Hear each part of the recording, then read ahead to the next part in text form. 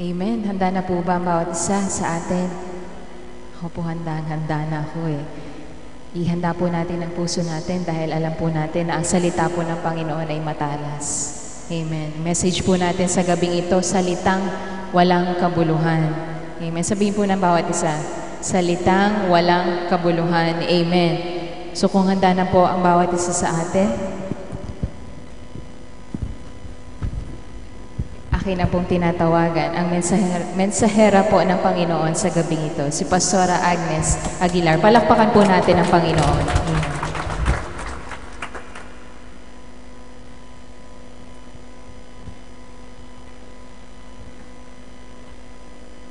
Praise the Lord. Isa na naman pong mabiyayang gabi ng linggo. Amen. Na atin pong pagbubulay-bulayan ang salita po ng ating Panginoon. Amen. Na tunay nga po na matalas ang kanyang salita. Amen. Hallelujah.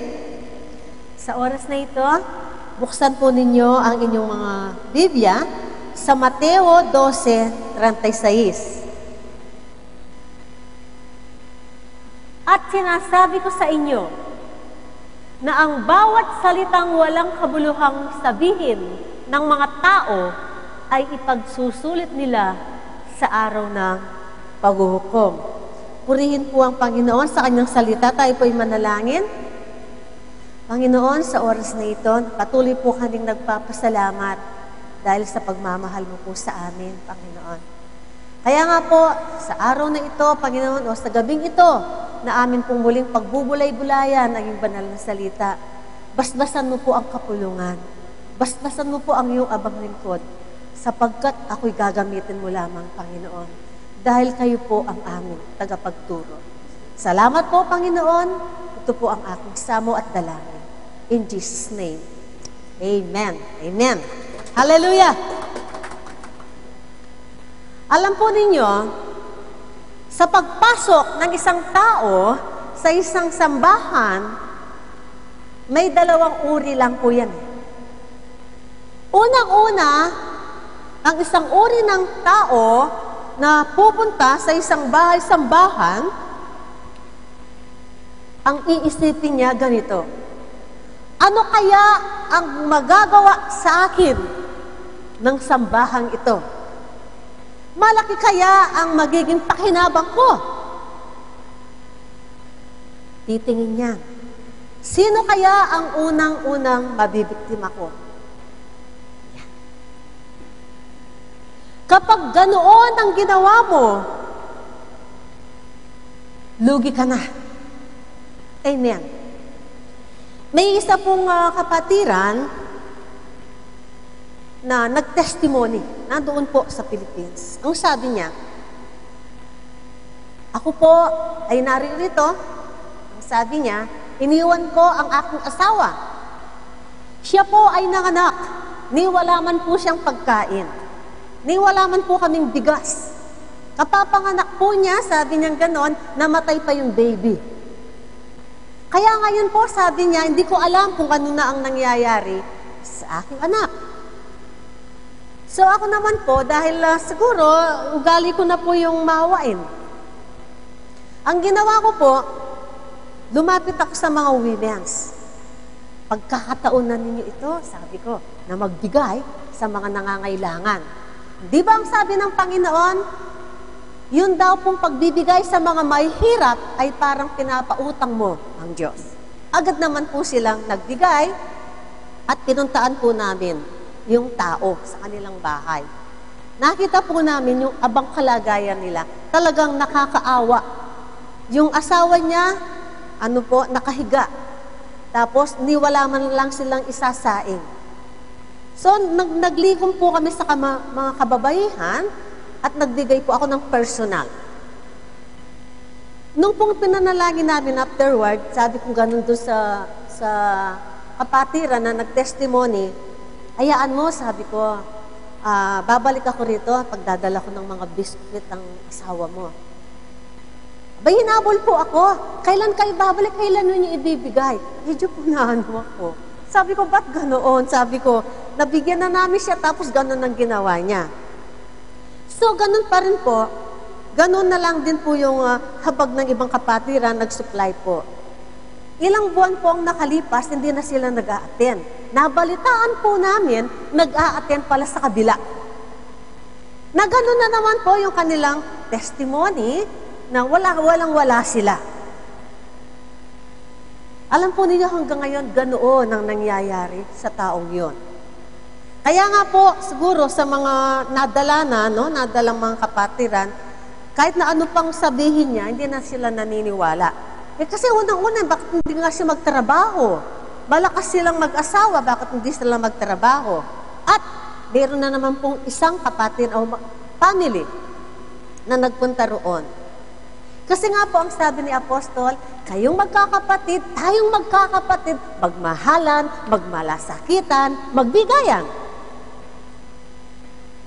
Nga lang siyempre po narinig ng mga kapatiran, ito naman pong pamilyang ito, nilapitan ng lahat ng mga kapatiran. Nangutang. Inutangan na halos lahat at hindi nagbayad. So, lumapit po sila kay Apostol. Sabing ganoon, Apostol, hindi sila nagbayad sa amin, ganito. Kinausap ang family. Abay, Apostol, ikaw ang nagturo. Ang sabi, magbigayan. Magtulungan. Kaya nga kami tinutulungan. Medyo po, kung ganun pala, sinermonan nyo kami ay aalis na. Umalis po sila. Umalis sila. Kaya ganon po yung mga tao na pupunta sa isang sambahan para po magnegosyo. Amen. At ang isa naman pong mananampalataya ang nagpunta, nasasabihin ganito, Lord, ano po kaya ang magagawa ko para sa sambahan niyo? Noong kami po ay tinawag ng Panginoon, wala pa po ito. Nandoon po kami sa sa kabila. Ang unang-unang sinabi ko po, nung ako po ay umpakbang na paloob sa pasok sa sambahan, sabi ko, Lord, ano pong magagawa ko para sa iyo? Gamitin mo ako, Lord. Narito kaming mag-asawa. Kung ano po ang gagawin namin. For your glory, O God. So sa madaling salita po, kami po ay naglingkod ng 5 years doon. Kahit po 100 pills, hindi kami humingi para sa panggaas namin. Sabi nga po ni Pastor Esting, 8 days a week ang pagtuturo namin doon ng Bible study. Kaya po nasabi niya yon dahil po 8 ang Bible study namin mag-asawa na everyday.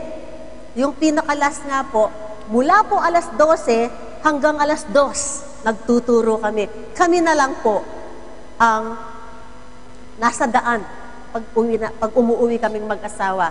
Pagdating sa bahay, usapan namin pa kung papaano pa kami lalong makakapaglingkod kay Lord. Naniniwala po ba kayo na sa pag-uusap ninyong mag-asawa o ng mga kapatiran o ng mga kaibigan mo, nakikinig ang Panginoon? Nakikinig po ang Diyos. Naniniwala ba kayo? Na kapag ikaw ay naglingkod sa Panginoon, huwag mong iisipin, ano kayang pakinabang ko sa iglesyang ito o sa sambahang ito.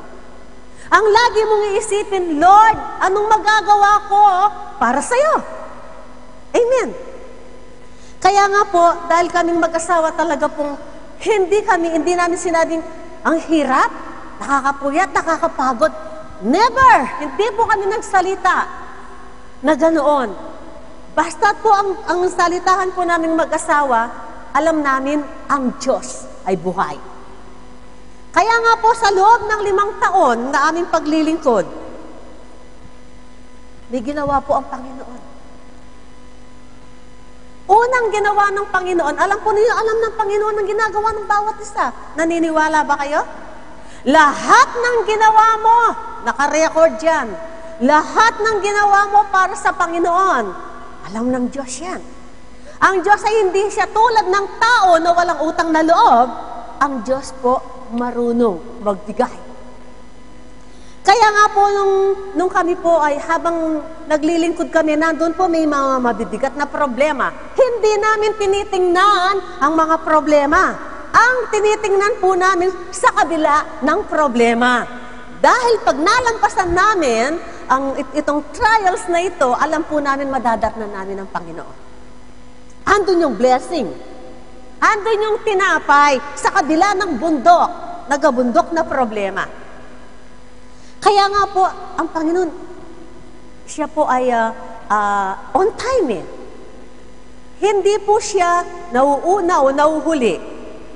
No? Siya po ay laging on time. One day nga po, ayan na. Sabi po kasi ni Pastor Marvin noon eh, sabi niya, kailangan ko ang 150,000.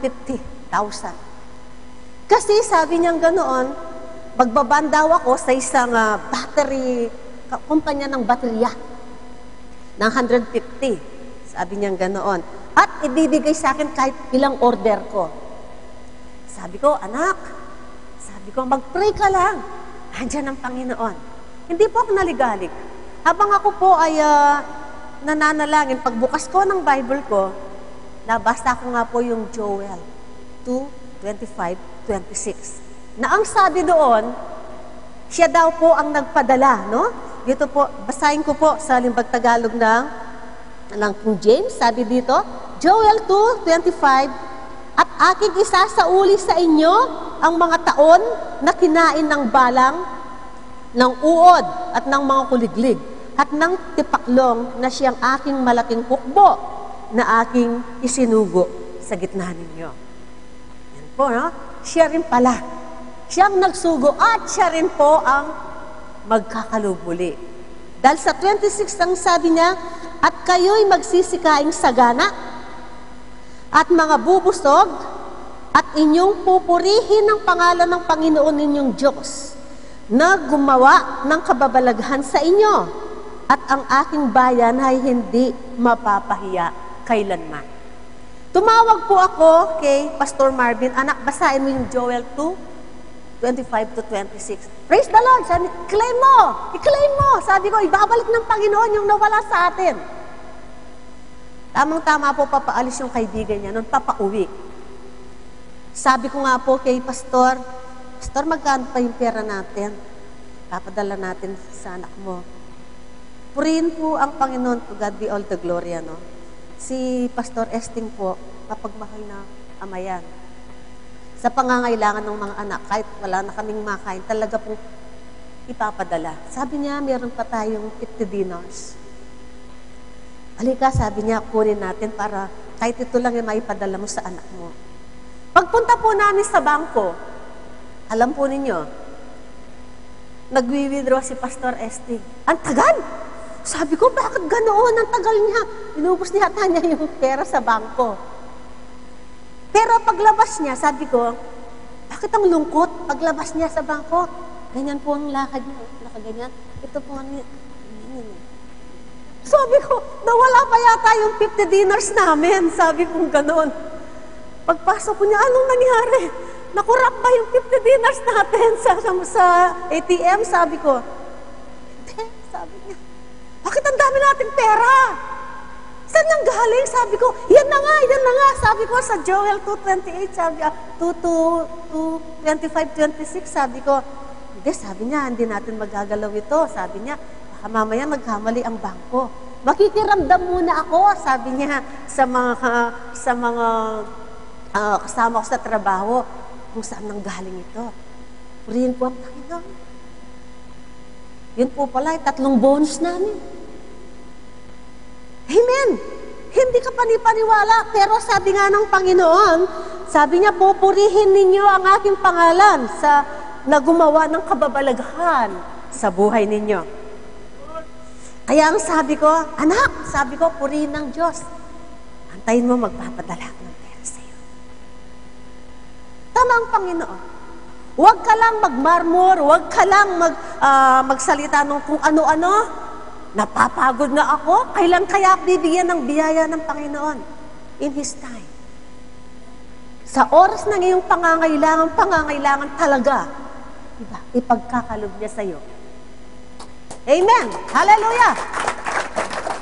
Dahil nga po ang sabi niya, mula ngayon, sabi niya, pasasaganain ko ang buhay mo. Nagkasunod-sunod na po. Hanggang isang araw, ito pang ginawa ng Panginoon. Dahil po yung mga anak ko, si Pastor Chris at saka po si Brother Vlade, nag-aaral po sa Baguio. Sabi nila, Ma, sabi niya, ang hirap dito. Lagi kaming nababasa, sabing ganon. Pagka tumawag kami ng taxi, meron ng maagaw sa amin, sabing ganon. Siyempre po, bilang isang ina, napakasakit na ganoon ang kalagayan ng iyong mga anak. Aking idinulog kay Lord, Lord, sabi ko, kabagan mo po ang aking mga anak. Alam ko naman yung pangako mo, Lord, sabi ko, kung anong kalooban mo. Abay, nagkaroon na naman po kami ng bonus. Naka 1,500 na naman po kami. Sabi ko, Panginoon, napakabuti. Meron bang imposible sa Diyos? Walang imposible sa Diyos. Sabi kong ganon, Apostol, sabi ko, tumawag ako. Umanap ka ng ng kotse, sabi ko, na worth 150,000. Sabi po niya, meron silang binebenta dito, 200,000, napakagandang kotse, paalis na yung may-ari. Sige, sabi niya, ipadala ninyo yung 150, ako nang bahalang maghahanap ng 50. Sa madaling salita po, purihin ng Diyos. Nabili po nila. Umiiyak pa nga po daw yung may-ari. Mahal na mahal ko ang coaching ito, inalikan pa daw eh. Ingatan ninyo, dahil napakaganda po talaga, no? Sa murang halaga. Nakita ko, kahit pala hindi mo hilingin kay Lord, kapag alam niya na kailangan mo, pagkakalob sa'yo. Kaya nga po, yung buhay natin, lahat ng usapan natin sa ating pamamahay, kapag puro blessing, nakikinig po ang Panginoon. Paano kaya kapag hindi blessing, puro ka reklamo, paano mong madadala sa Panginoon ang mamahal mo sa buhay kung puro reklamo ang nangyayari sa iyo? No? Tingnan po natin kung tama nga na nakikinig ang Panginoon. Sa Malakay 3:16, nang magkagayoy, silang nangatatakot sa Panginoon ay nagsang-usapan at pinakinggan ng Panginoon. Yun, pinakinggan ng Panginoon yung kanilang pag-uusap-usap. Ito. At dininig at isang aklat ng alaala, yan, Book of Remembrance, no? Ay nasulat sa harap niya para sa kanila na nangatatakot sa Panginoon at gumugunita ng kanyang pangalan. Yan. Ang sabi po ng Panginoon sa verse 17, at sila'y magiging akin, sabi ng Panginoon ng mga hukbo, sa araw na aking gawin, sa makatawid bagay, isang tanging kayamanan at akin silang kaaawaan, na gaya ng isang tao na naaawa sa kanyang anak na naglilingkod sa kanya. Mabagin po ang Panginoon. Yung paglilingkod mo is not in vain. Hindi nawawala ng kabuluhan. Alam ng Diyos yan.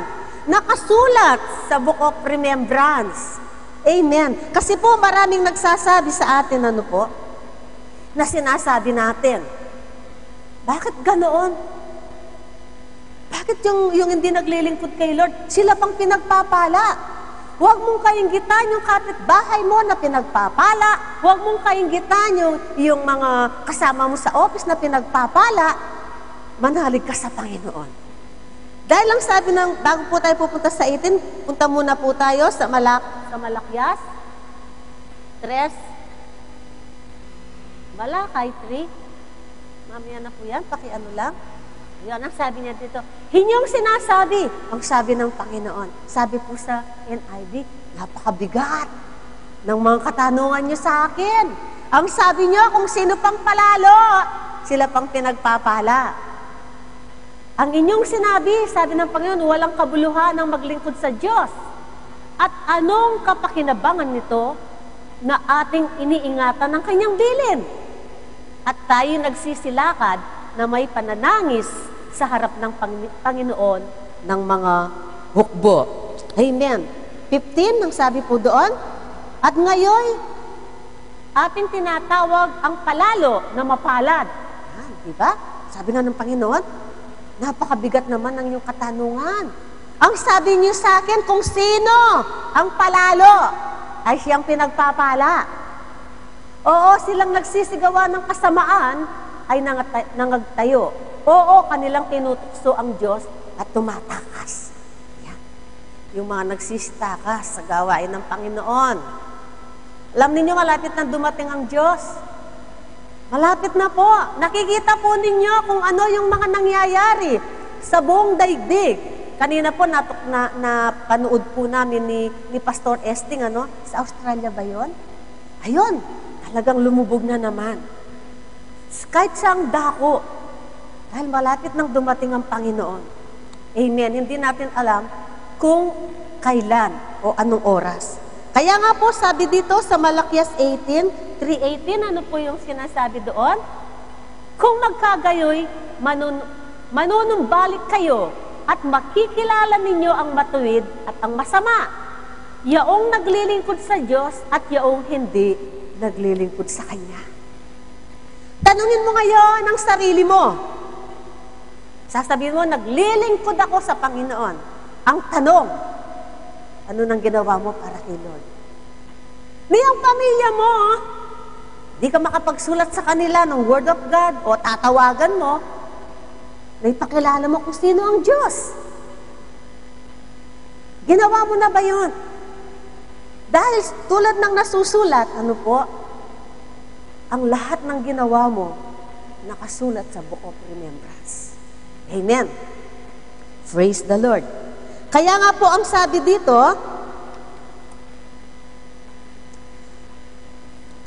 dito po sa Malakias 4, 1, sapagkat narito ang araw ay dumarating na nagniningas na parang hurno at ang lahat ng palalo, yung mga kinainggitan natin na palalo, merong pong araw ang Panginoon. At ang lahat na nagsisigawa ng kasamaan ay magiging parang dayami at ang araw na dumarating ay susunog sa kanila. Sabi ng Panginoon ng mga ukbo, na ano pat hindi mag-iiwan sa kanila ng kahit ugat ni sangaman. Amen. Sa 2, ngunit sa inyo, yan, sa atin na nakatatakot sa Kanyang pangalan ay sisikat ang araw ng katwiran na may kagalingan sa Kanyang mga pakpak. At kayo'y magsisilabas at magsisiluksong parang guya mula sa silungan. Sabi nga, pagdating ng araw ko, sabi ng Panginoon, lulukso kayo para kayong guyang pinalaya. Lulukso kayo sa galak. Amen. Amen. 3, at inyong yayapakan ang masasama, sapagkat sila'y magiging abo sa ilalim ng mga talampakan ng inyong mga paa, sa kaarawan ng aking gawin, sabi ng Panginoon ng mga ukbo. Makikilala po kung sino ang naglilingkod at hindi naglilingkod sa ating Panginoon. Amen. Amen. At dito pa lang po tayo papasok sa ating teksto. Amen. Ano po ang sabi doon po sa una? Dito po sa Mateo 12:36.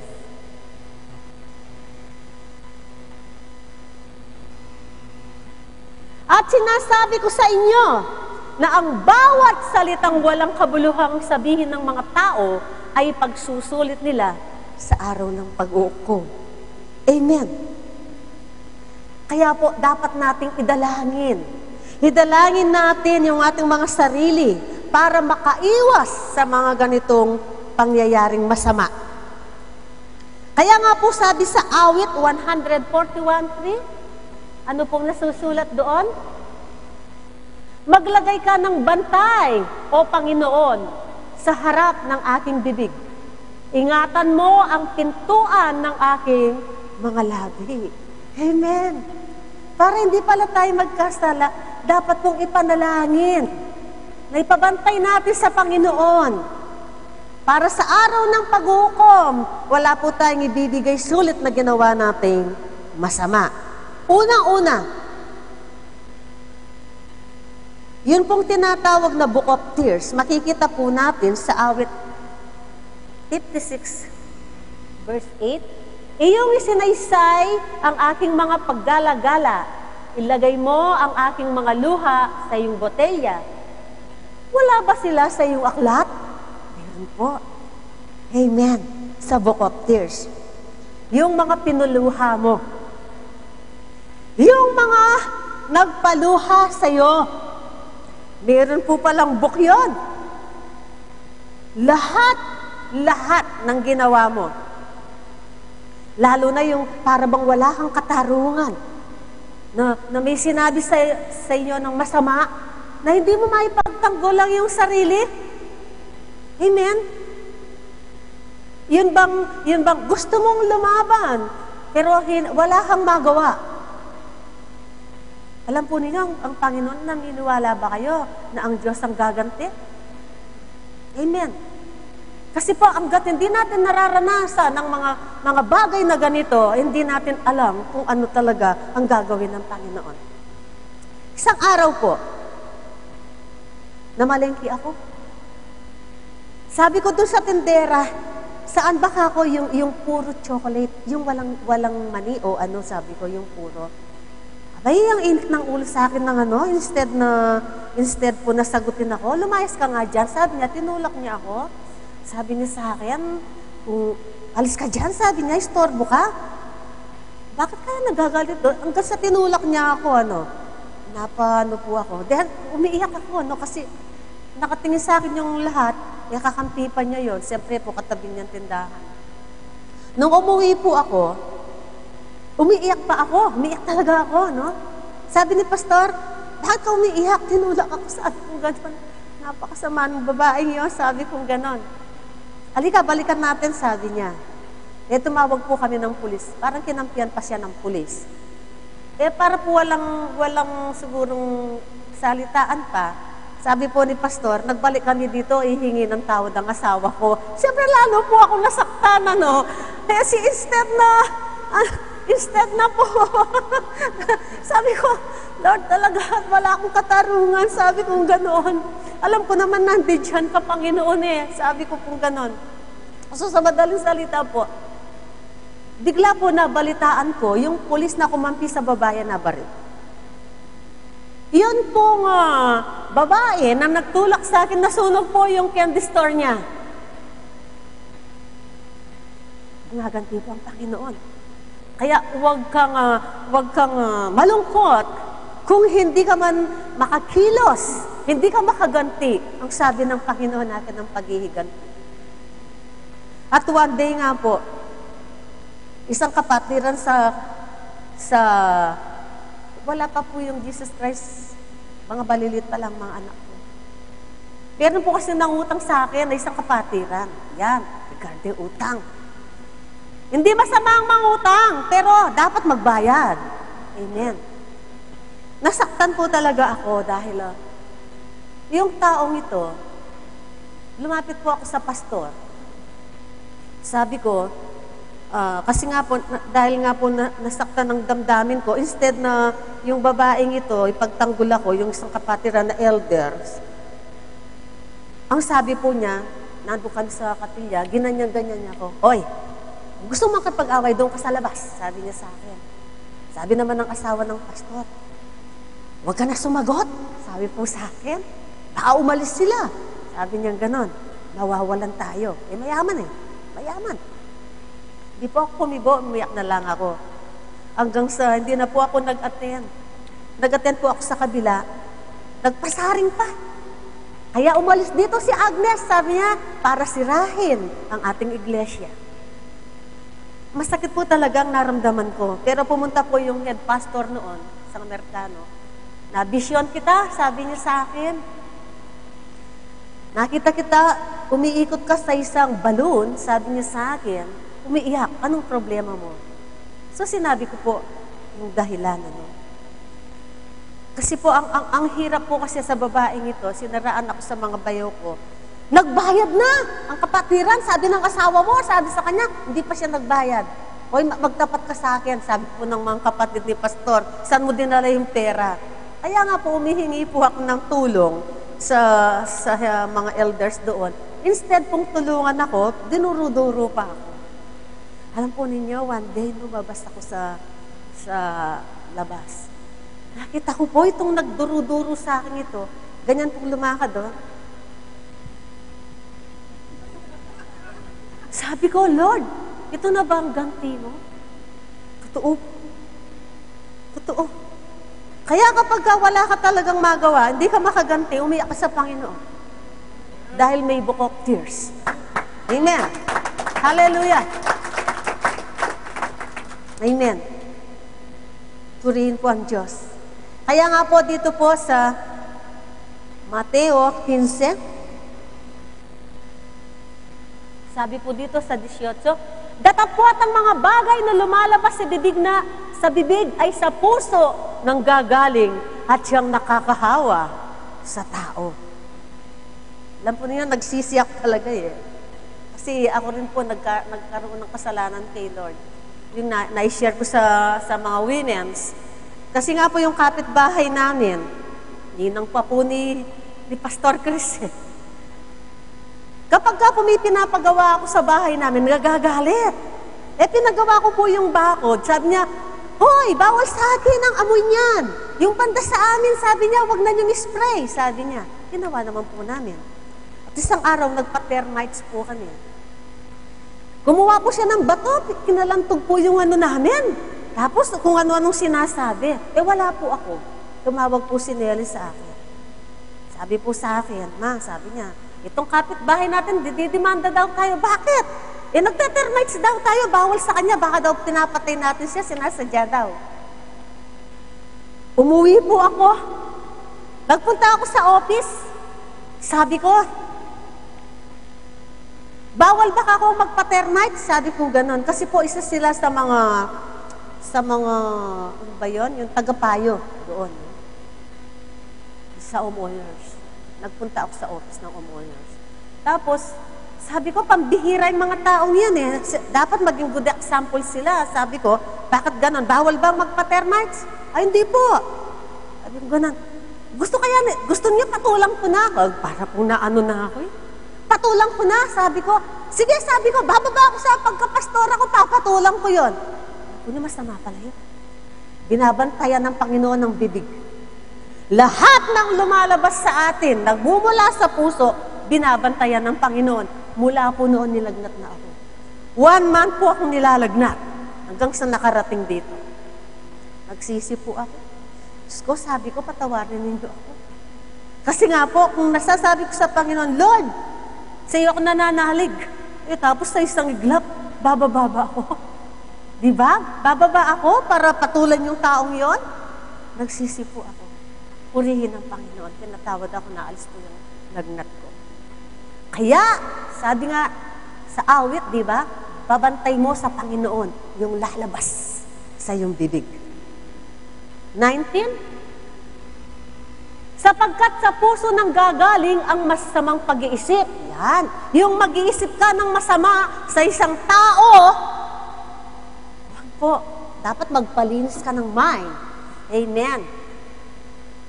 Ang masamang pag-iisip, mga pagpatay, yan, akala natin kung minsan, ang pagpatay po yung physical. Hindi natin alam, marami sa atin ang nakakapatay ng spiritual. Sabi nga po ni Pastor Wrestling, yung mga natatakan ng SD. Marami hindi mo alam, nakapatay ka. Hindi mo sinasadya, nakapatay ka pala. Amen. Mga pangangalunya. Yan. Yung pangangalunya po, yung mga, sa mga babae lang yan. No? Mapagiapin. Yan.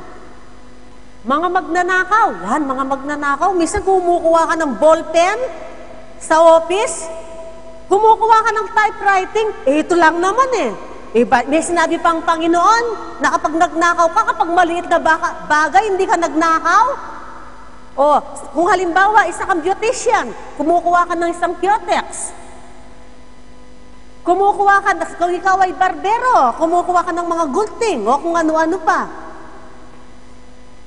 Kaya kung ikaw ay mekaniko, baka mamaya ninanakaw mo yung pati na yung mga... Amen. Wag. Mga pagsaksi sa di katotohanan. Yan. Yung mga sumasaksi, no? Sa di katotohanan. Mga sinungaling, naglulubid ng, may sinabi sa,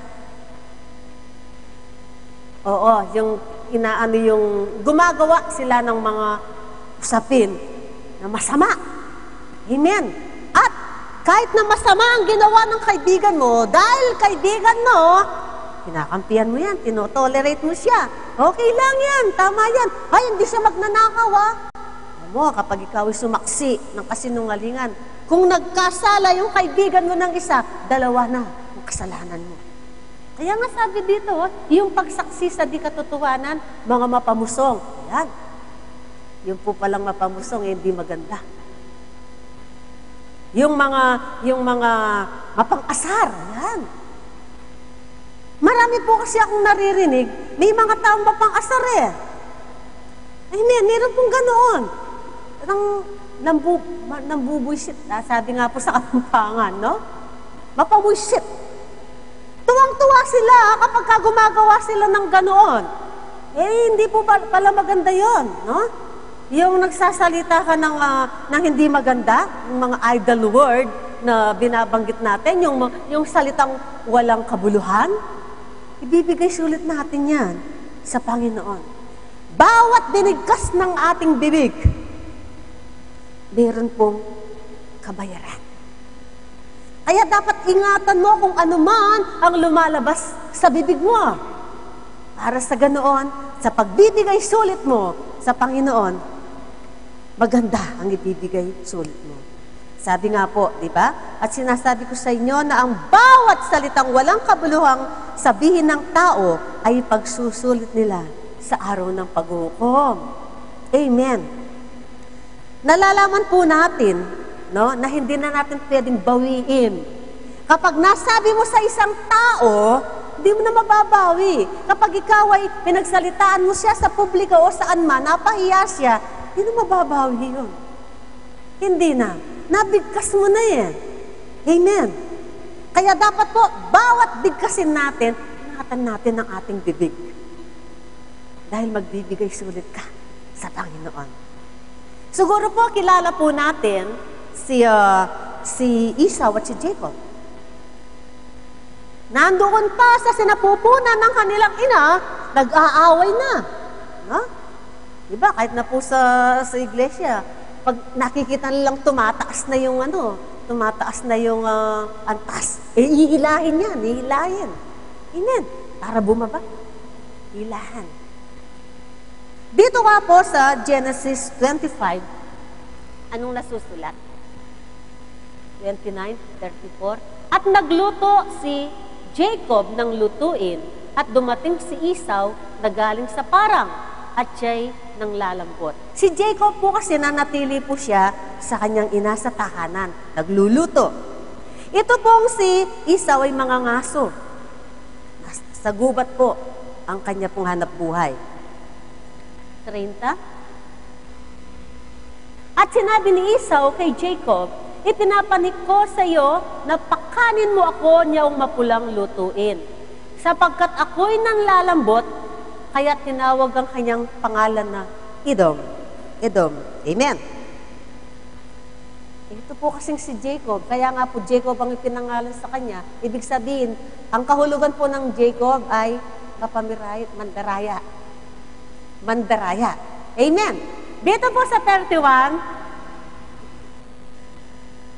at sinabi ni Jacob, ipagbili mo muna sa akin ang iyong pagkapanganay. Yan. Maraming mga may ministry na ibinebenta ang kanilang birthright. Maraming mga tao na hindi nila alam dahil sa kanilang katakawan o kagahaman sa salapi, binebenta nila ang kanilang birthright. Amen. Naniniwala po ba kayo? Kaya nga po isang tao sige nga, sabi niya, sa araw ng linggo, meron po kasing nangangailangan. Sabi niya, Pastor Esting, pahiramin mo akong 30 dinars. Ay, sabi niya ganun, kabibili lang sa'yo ni mother ng bisikleta, tsaka lahat ng, kapag ikaw ang nagbibigay ng message, lahat ay binibigay sa'yo. Wala tayong pondo. Ang ginawa po ng isang ito, nagpunta po sa kabila. Sabi po sa isang pastor doon, nangangailangan po ako ng 30 dinar, hindi po ako nabigyan doon. Kanino ka ba? Kay Pastor Esting. O sige, bibigyan kita ng 30 dinar. Sabihin mo lang, sa araw ng linggo, si Pastor Esting ay kulto. Opo, approve. Approve po. Napakadali, ano? Sabi niya, pastor siya. Pastor, tinutulungan siya. Pagka siya ang nagpipreach, lahat ng nalikom, sa kanya lahat. Pero lagi siyang nagkukulang. Napakadaling ipang-ibenta ang kanyang ministry o ang kanyang pagkapastor, hindi po kasi pinaghirapan. Alam niyo, anumang ministry na hindi mo pinaghirapan, baliwala sa'yo. Amen. Kapag ka ikaw ilang buwan ka pa lang, gusto ko maging ganun ako, maging song leader ako o maging backup ako, nakuha ka.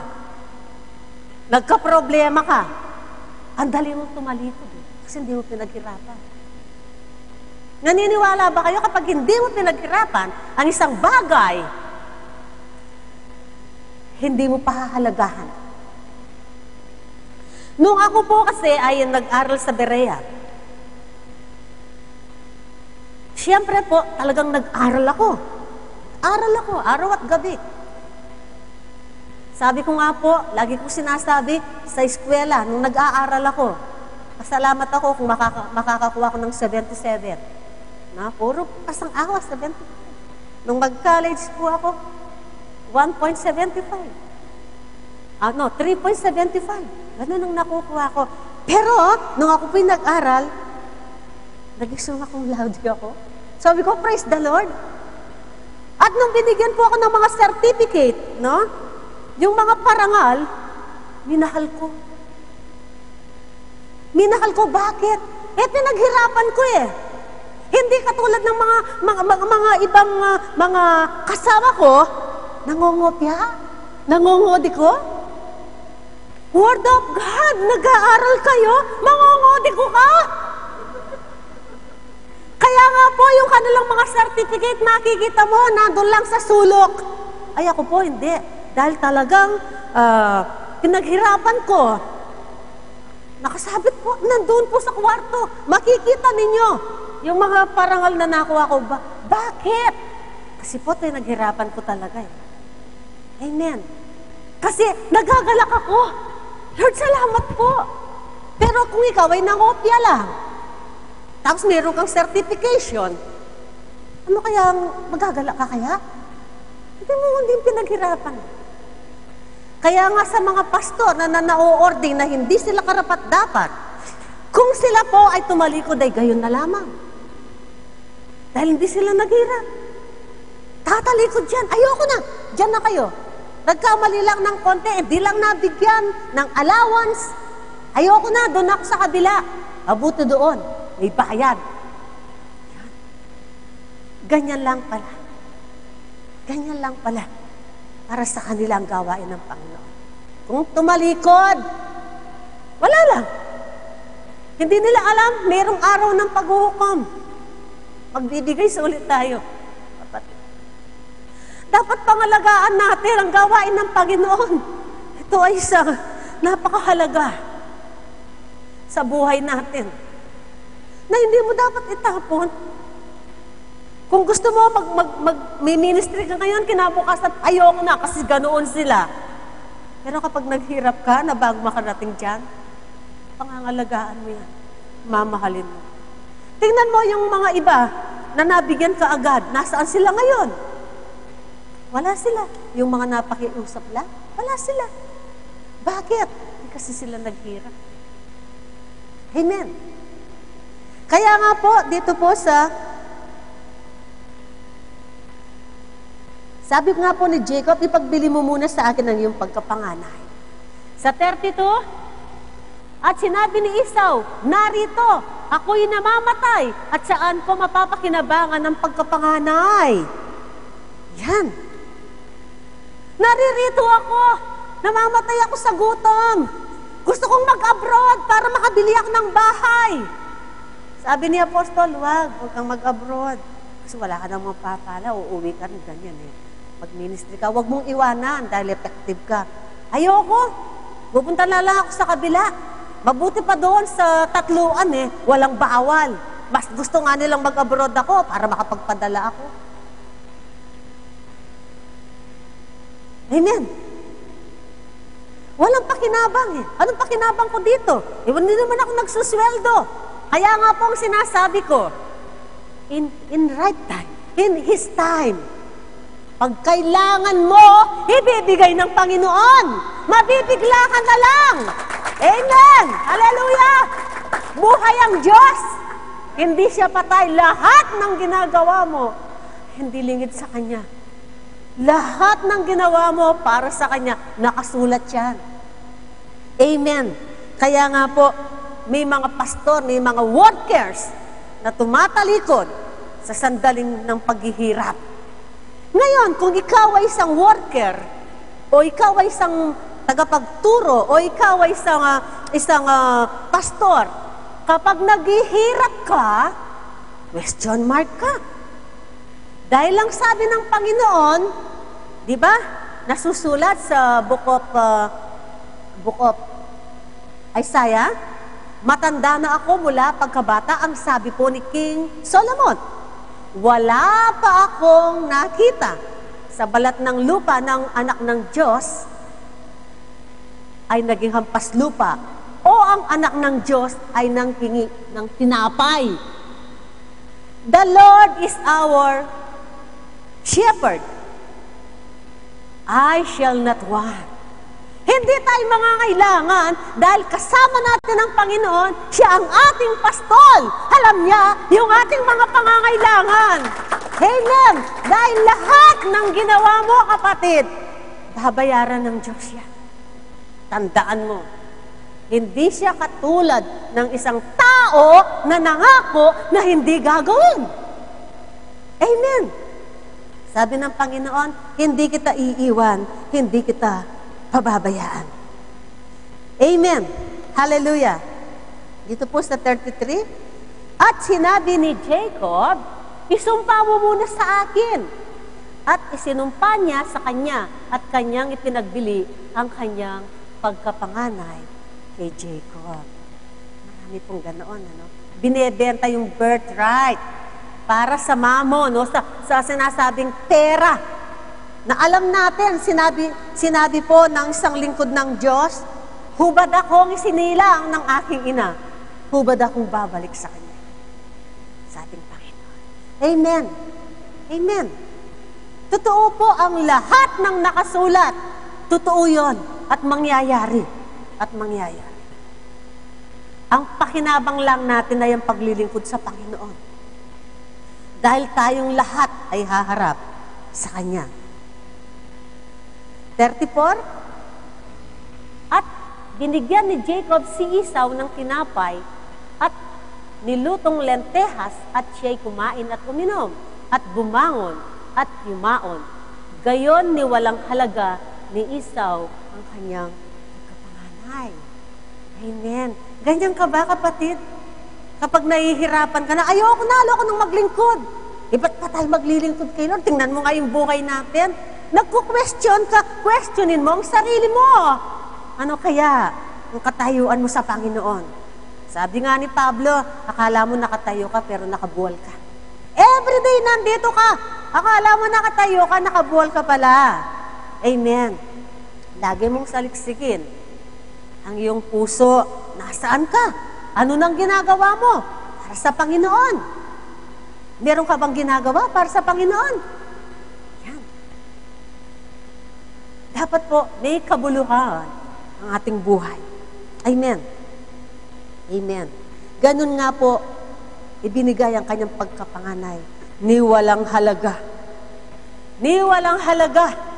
Akala natin, naiinip tayo. Nakakainip naman hindi ako pinagpapala. Baka hindi ka tapat sa Panginoon. Kagaya nga po kanina, di ba sabi na magbigay ka kay Lord? Hindi ka naman nagbibigay. Sasabihin mo, di mo na ako magbibigay, naintindihan ako ni Lord. Aba, hindi po. Hindi ka naintindihan ni Lord. Kasi ang sabi niya, magbigay ka at ikaw ay bibigyan. Tapos sabi mo, naintindihan ka. Ganyan yung ano mo, pagdating sa Panginoon, gusto mo nang pagpapalain ka. Nabasa po natin, makatingin po na naman. Tinitingnan ng bawat kilos natin. Naalala ba ninyo yung babaeng baho? Nung siya ay nagkakaloob, nakita ng Panginoon. Spiritually, pag nagbibigay po tayo, nandiyan ang Diyos. Tinitingnan yung puso natin. Amen. Hallelujah. Kaya nga po, dumating ang pagkakataon, dito po sa Genesis 27, nang marinig ni Esau ang mga salita ng kanyang ama, ay humiyaw. Humiyaw ng malakas at ng di kawasang kapanglawan. At sinabi sa kanyang ama, basbasan mo ako. Ako naman, ama ko. Hindi po natin alam na wala na ang Espiritu ng Diyos. Akala natin gayon na lamang.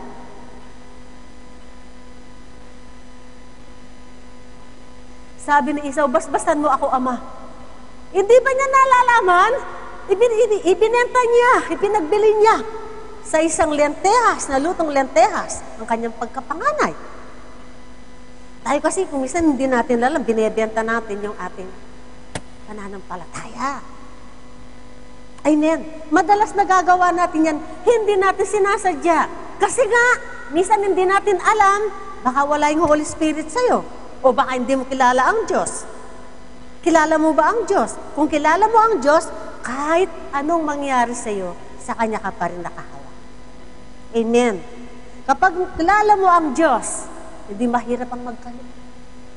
Kapag kilala mo ang Diyos, hindi mahirap i-share ang Word of God sa iyong mga mahal sa buhay.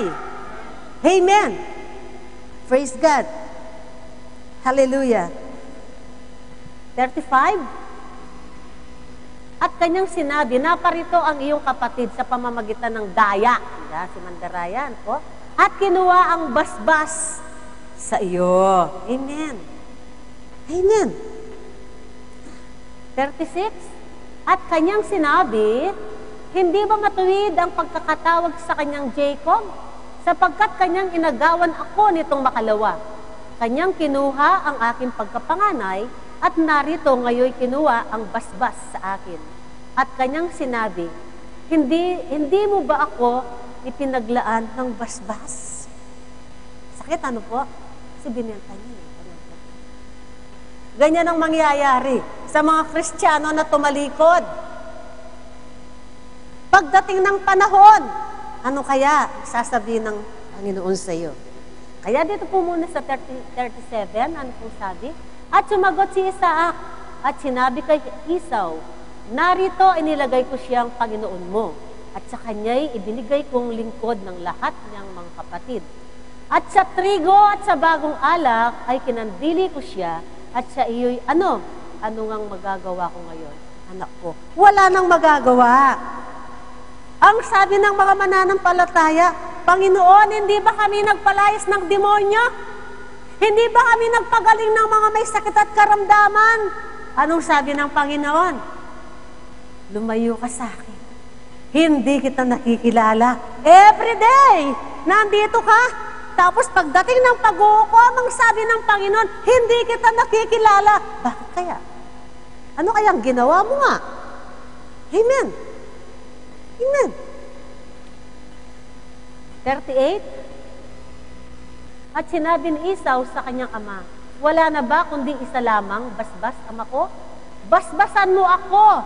Ako naman, o ama ko! At humiyaw si Esau. Umiyak. Amen. Amen. Wala na. Ibinenta na niya, hindi na mababalik. Kaya yung lumalabas po sa ating bibig, bantayan natin yan. Baka yan pa yung ikakapahamak dahil ibibigay sulit mo yan. Amen. At sabi nga po ng Panginoon, dito tayo magwawakas.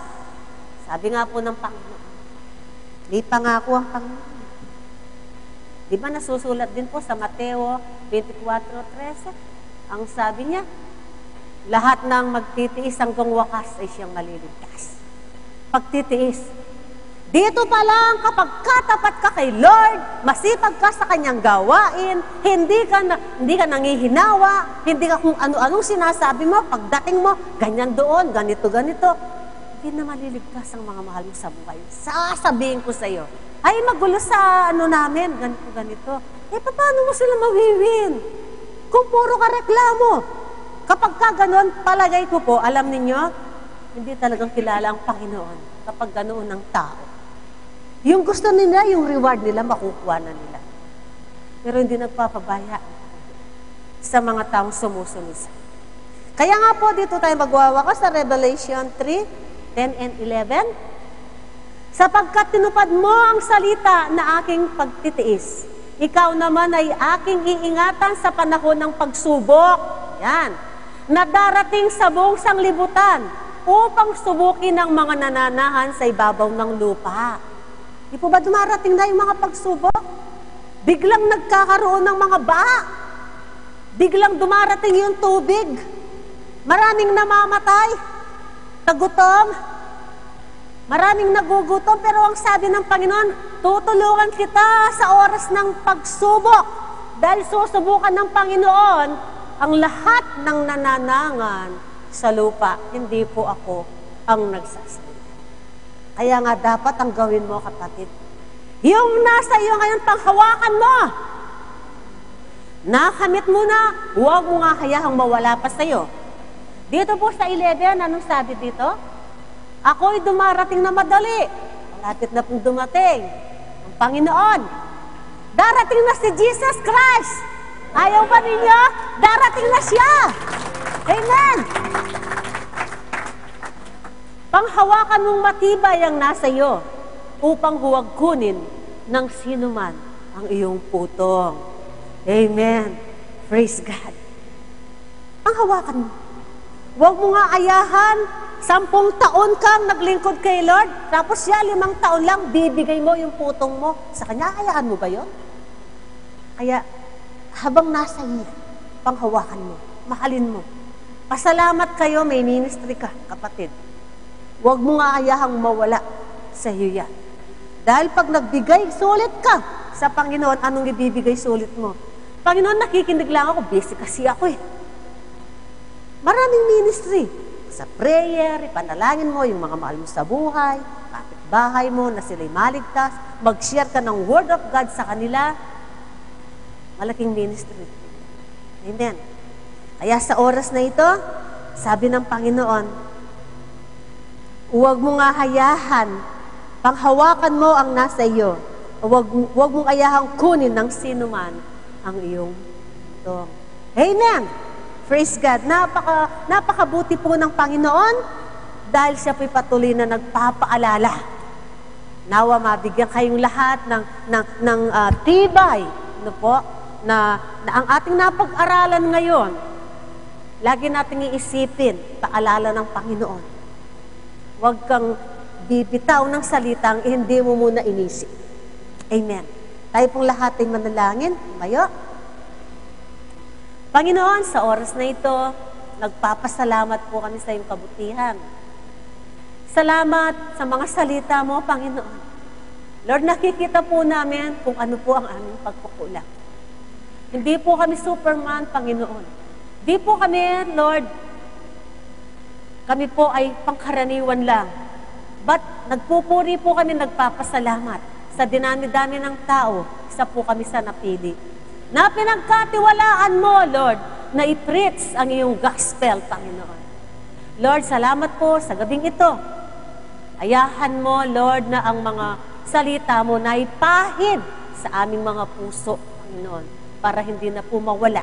Para maiwasan po namin sa aming pagharap sa iyo, sa aming pagbibigay sulit Panginoon, marami po kaming sasabihin sa iyo na ginawa namin para sa iyo, Panginoon. Kaya nga po, bigyan mo ng lakas ang bawat isa. Lord, tulad nga po ng napakinggan naming message noon, Lord, naiiyak kami sa heaven, Lord, dahil yung mga mahal namin sa buhay, hindi sila naligtas. Nawa, Panginoon, hindi po kami isa sa mga iiyak. Dahil sa oras na ito, gamitin mo po kami sa aming mga mahal sa buhay. Para sila man po ay makilala kayo at sila po ay maligtas, Panginoon. Panginoon, maraming salamat po sa gabing ito. Ingatan mo ang bawat isa sa kanilang pag-uwi, Panginoon. Maging sa panaginip, Panginoon, ayakan mong makasama ka namin. Salamat po sa salita mo na patuloy na nagtutuwid sa amin. Panginoon, sa akin pong personal na panalangin, una, pinapanalangin ko po si Pastor Esting, Lord, ang kanyang mga paa. Panginoon, kahabagan mo ang iyong lingkod. Nawa tanggapin po niyang kagalingan na nagmumula sa iyo. At ganun din po, maraming salamat po sa 9 months po ng aking apo ngayon, Lord. Salamat po sa pag-iingat mo sa kanya sa buong 9 na buwan, Lord. Nawa, patuloy mo siyang ingatan hanggang sa siya ay lumaki, na siya man po ay magamit mo, Panginoon Lord. Hallelujah. Para sa ganoon, Panginoon Lord, maragdagan ang mga worker pagdating po, Panginoon, ng araw mo, Panginoon. Salamat po sa buhay nila, Panginoon. Nawa, patuloy mo silang ingatan. At naniniwala po ako, Panginoon, na hindi mo sila iiwan at pababayaan tulad ng pangako. Salamat, Panginoon, sa gabing ito. Hayahan mong patuloy kaming magpupuri at susunod sa iyo, aming Ama. Ito po ang aming samo at dalangin. In Jesus' name we pray. Amen and amen. Purihin po ang Panginoon.